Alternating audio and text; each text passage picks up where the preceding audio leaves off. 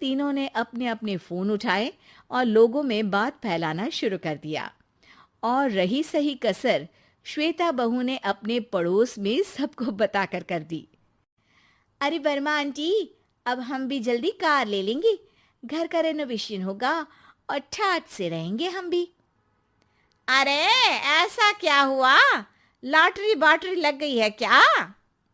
अरे इस बार चौराहे वाली मॉल में हमको भी दुकान मिल गई है, दुकान नंबर 21, जो एकदम चौराहे पर है। अब ग्राहक बढ़ेंगे तो आमदनी भी बढ़ेगी ही ना। अरे वाह, कितनी खुशी की बात है।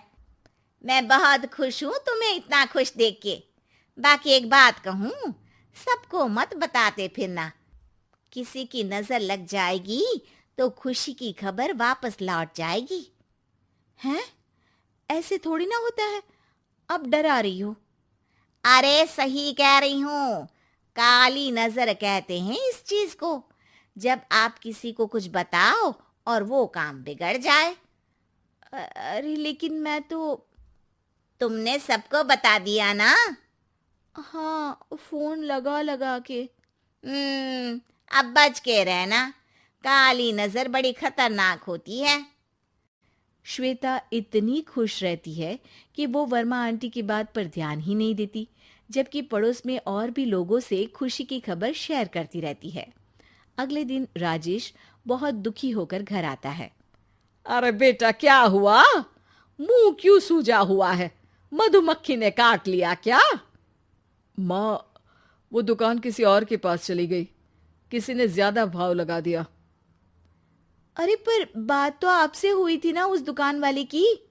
हाँ, आज मैं टोकन अमाउंट देने गया था, तब मुझे पता चला कोई आकर सुबह मुझसे पहले ही ज्यादा अमाउंट दे गया। काली नजर। क्या क्या कहा? वर्मा आंटी ने समझाया था कि किसी को बताना मत, वरना काली नजर लग जाएगी। अच्छा, तुम्हें उनकी बात मान लेनी चाहिए थी। उनकी बात मान लेती, लेकिन उसके पहले ही सबको बता चुके थे ना हम तीनों। अरे अगली बार से ध्यान रखेंगे, कोई भी नई चीज होगी तो किसी को नहीं बताएंगे।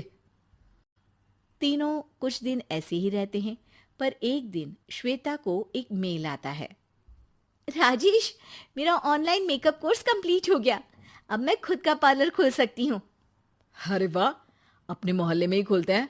ये जो घर के सामने दुकान है ना, वहीं? हाँ, यहाँ सस्ती भी मिल जाएगी। अगले दिन श्वेता वर्मा आंटी के पास जाती है मिठाई का डब्बा लेकर। अरे आओ आओ, कैसे आना हुआ? जोर से नहीं बोलूंगी। वो सामने वाली दुकान है ना, वहां मैं अपनी पार्लर की दुकान खोलने वाली हूँ, उसकी मिठाई है। अरे वाह, बहुत बधाई हो तुमको। हाँ, मैं कमाने लगूंगी तो राजेश पर पूरे घर का बोझ नहीं रहेगा ना आंटी जी। ये तो है, पर ये बता कि तूने ये बात किसी और को तो नहीं बताई ना? अरे नहीं नहीं, पिछली बार गलती कर दी थी, काली नजर लगी किसी की और राजेश के हाथ से वो दुकान चली गई थी। सबको मत बताना। चलो मैं चलती हूँ, कल दुकान की बात करने भी तो जाना है। अगले दिन श्वेता दुकान के लिए मालिक से बात करने जाती है। अरे लेकिन दुकान तो हम कल रात को ही किसी को दे चुके हैं। कल ही? हाँ, कल ही। 2 दिन बाद कोई यहाँ पार्लर भी खोल लेगा, अब कहीं और दुकान देख लीजिए। अरे पर हमको भी तो पार्लर ही खोलना था। भाई एक ही दुकान है, आधी आधी तो नहीं दे सकता ना मैं। राजेश और श्वेता घर पर हताश होकर आ जाते हैं। इस बार तो किसी को बताया भी नहीं था, अब किसकी काली नजर लग सकती है? सुनो, तुमने माँ को बताया था क्या? अरे कैसी बात कर रही हो, माँ की नजर थोड़ी ना लगेगी। पक्का तुमने किसी को नहीं बताया था ना?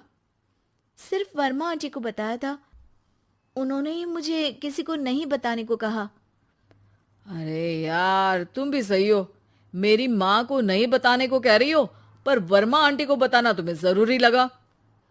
अरे वर्मा आंटी ने ही तो काली नजर के बारे में बताया था ना, वो हमेशा हमारा भला ही तो चाहती हैं। मेरी माँ भी हमारा भला ही चाहती है। अरे पर चिल्ला क्यों रहे हो? बात नहीं कर सकते क्या आराम से? नहीं आता वो आराम से बात करना, और करना भी नहीं चाहता हूं मैं। दुकान जाने का दुख गुस्से में बदल गया था और राजेश और श्वेता में बात बंद हो गई थी।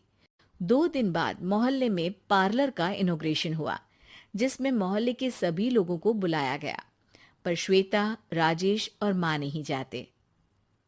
माँ, अंदर आ जाओ, क्या देख रही हो? अरे नया पार्लर देख रही हूं अपने आंगन से। देखो, माँ को दूसरे का सुख देखने में कितना मजा आ रहा है। मेरा दुख नहीं दिख रहा इन्हें। यहाँ मेरा पार्लर भी तो हो सकता था। अरे चुप रहो यार, हर बात में लड़ाई क्यों ढूंढ रही हो? राजेश और श्वेता फिर बहस करने लगते थे। तभी माँ ने दोनों को बाहर बुलाया। अरे जरा देखो तो, दुकान चलाने वाले का बोर्ड पर नाम क्या लिखा है? श्रुति वर्मा। गाड़ी निकाले बेटा, हमें कहीं जाना है। काली नजर का इलाज कराने? राजेश अपनी बाइक निकालता है। तीनों ट्रिपलिंग कर रहे हैं। माँ राजेश को उस मॉल वाली दुकान पर लेकर जाती है जहां राजेश अपनी दुकान खोलने वाला था। यही दुकान लेना चाहता था ना तू? हाँ, पर इनको भी दुखी करने लेकर आई हो क्या यहाँ पर दुकान दिखाकर? वहां काफी नहीं था? अरे श्वेता, थोड़ा सब्र रख, अभी पता चलेगा कि हम यहाँ क्यों आए हैं। बता, इस दुकान चलाने वाले का नाम क्या है? अनुपम वर्मा। कुछ समझ में आया? वो दुकान वाली श्रुति वर्मा, ये दुकान वाला अनुपम वर्मा, और हमारे पड़ोस में हमने उस दुकानों के बारे में बताया किसको था? अब वर्मा आंटी को। मतलब वर्मा आंटी ही हमारा काम बिगाड़ रही है? नहीं नहीं, ऐसा नहीं हो सकता, ये बस इत्तेफाक है। राजेश अपना फोन निकालता है और श्रुति वर्मा और अनुपम वर्मा के नाम फेसबुक पर सर्च करता है, जहां ये दोनों ही वर्मा आंटी के रिश्तेदार होते हैं। श्वेता को समझ में आ जाता है कि वर्मा आंटी की ही नजर काली नजर है। अब क्या करना है?